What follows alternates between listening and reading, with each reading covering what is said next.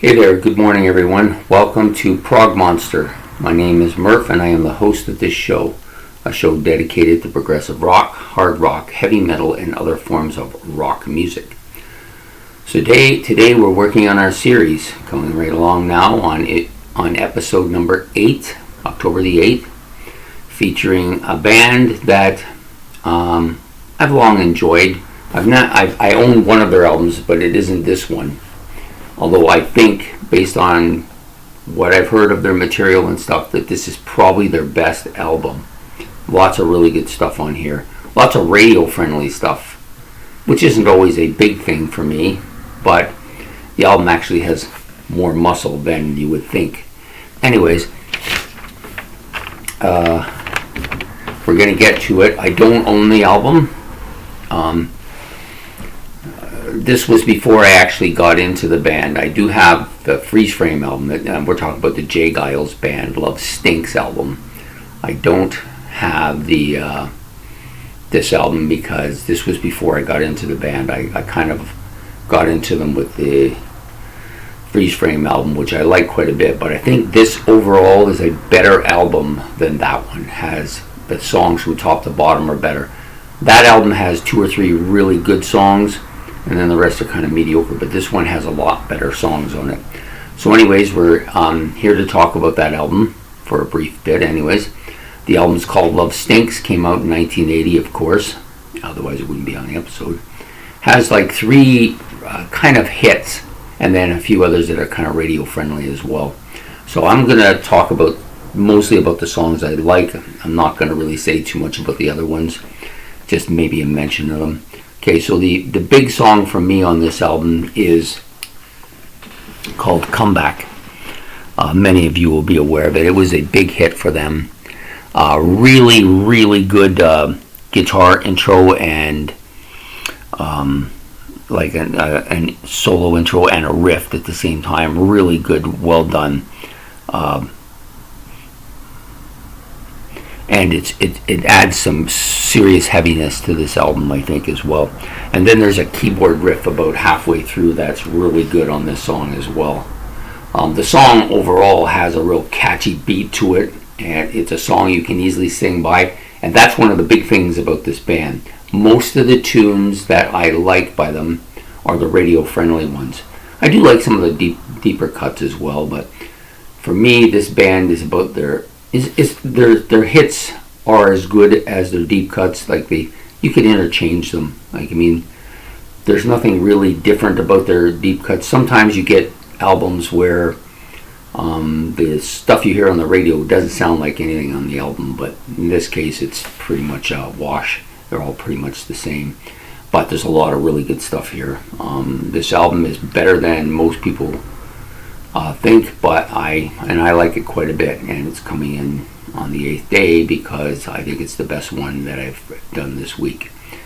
The next song that I really like is also a bit of a hit on the radio, which is Just Can't Wait. You know that song, Just Can't Wait, like a keyboard guitar riff thing. Really cool song.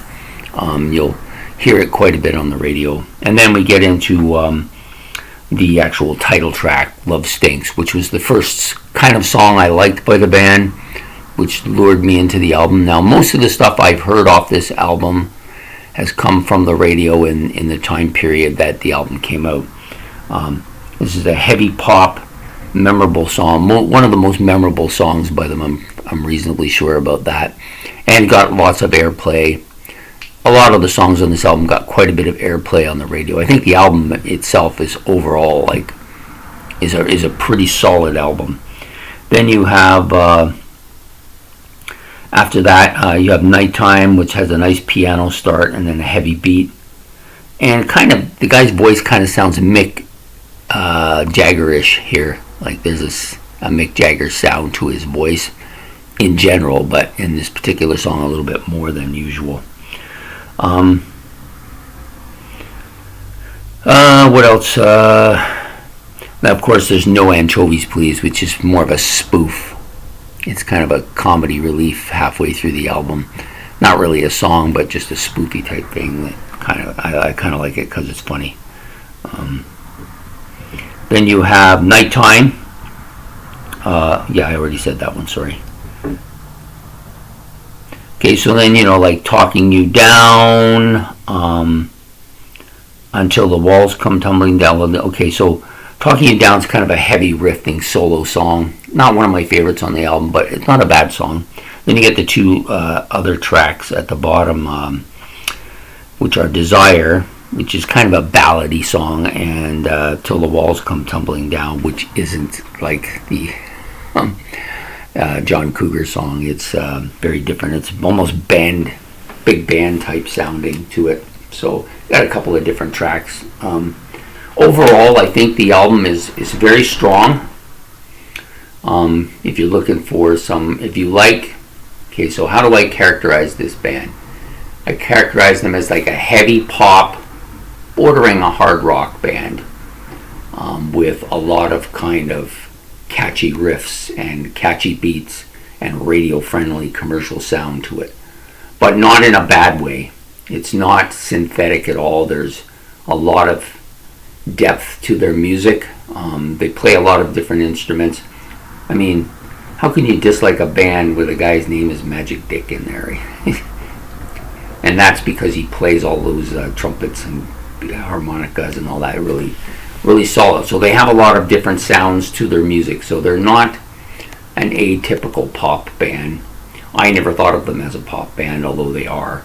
To me, they fall into that same kind of pop sound as maybe like the Knack or the Romantics. Yes, it's poppy, but it's catchy. So there you have the Jay Giles Band Love Stinks album.